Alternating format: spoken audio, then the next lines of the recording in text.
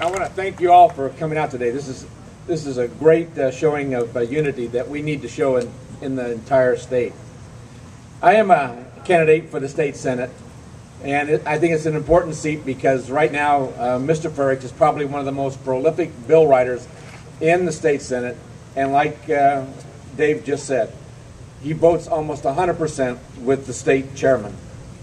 I want to talk to you today not as a candidate. I want to talk to you today as a Tea Partier. I organized the Tea Party in East Central Illinois, and it was through that organization and through the people I met there that convinced me that I needed to run for a state office. You know, last September we had a big rally in Washington, D.C. They tried to minimize it, saying there was only 70,000 people. We know that there was well over 1 million people there, and we see that. So we hear the lies, but we know the truth. So there was a big push, and the people went there to get the ear of the people we elected. And all we heard was a deaf ear. They refused to listen to the voice of the American people. And we came back, and we decided we're going to have to work harder and work harder. And I realized then that I could carry my stick, I could carry my banner, I could carry my protest sign until the day I die. And those people will never listen to me. So I decided that I would get off my couch and I would become involved.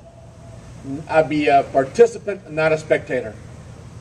I'm 65, and most of my friends and fishermen and golfing buddies thought I was stupid to get involved at that age. Well, let me tell you, I'm 65, I'm alive, and I will survive. This is the most important time of probably yours or my life, this election. So don't take it lightly. Be really involved. And not only for yourself, but your neighbors and your friends. You know, in August of 1966, I stepped forward in August in Los Angeles in an AV center, and I said this: I do solemnly swear that I will support and defend the Constitution of the United States against all enemies, foreign and domestic, and I will bear true faith and allegiance to the same. So help me God.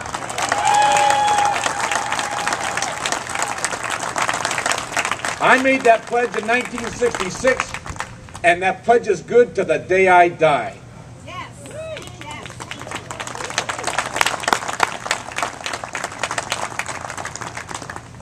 Enough is enough.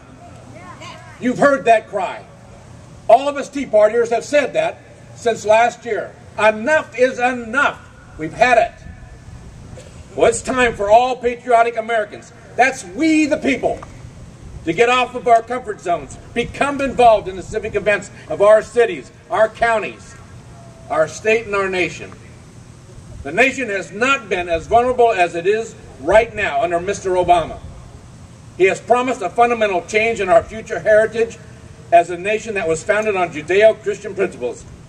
Our nation is headed towards a socialist, Marxist economy that robs every single individual of an American dream, of working hard and earning a living, and an opportunity to create a wealthy estate and the freedom to spend our money the way we want to spend it. Yes. This election year 2010 is absolutely the most important election for the salvation of our nation. Extreme overspending, borrowing has put the value of our U.S. dollar at extreme risk, and many experts in our economy say it's irreversible, predicting another double-digit recession in the near future. I would suggest everyone prepare for it by stocking up on canned goods. I have a lot in my basement. Other necessities may even cost a premium if that event occurs. I'm not a doomsayer, but being prepared is just being forewarned. As a nation, we need to come back to reality and see that the current policy of spend, borrow, and tax is a slippery slope. Bankruptcy is the next step. Here in Illinois, we have a deficit of $13 billion in our budget spending, and over a debt of over $120 billion in our state. In our debt some say it looks irreversible, but it's a current rating that probably is not going to change in the next year or two. We are rated no better than Greece as a risk for default on anything we borrow. We haven't been able to pay our bills on time for the past 10 years. You and I couldn't get away with that. Why would anyone think that we as a state could pay on any new bills or any new loans? We need to vote out all these incumbents that do not stand for change in doing business as usual, and vote in individuals that believe in balanced budgets, less government regulations, no more taxes, and most important, no more corruption. We have the right to demand an accountability, and we deserve more than what we have received. Again, I say, enough is enough. Do the right thing on November 2nd. Vote all the incumbents out of office who consistently vote for bills that propose unfunded mandates or programs, or unnecessary programs, or programs that favor cronies that just donate to their campaigns. It's time to say enough is enough. When will we return to our godly principles that our forefathers founded this great nation on?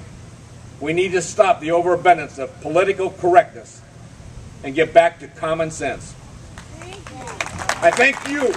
I thank you for standing tall when it's most important. And I thank God for this great nation that He has provided for us.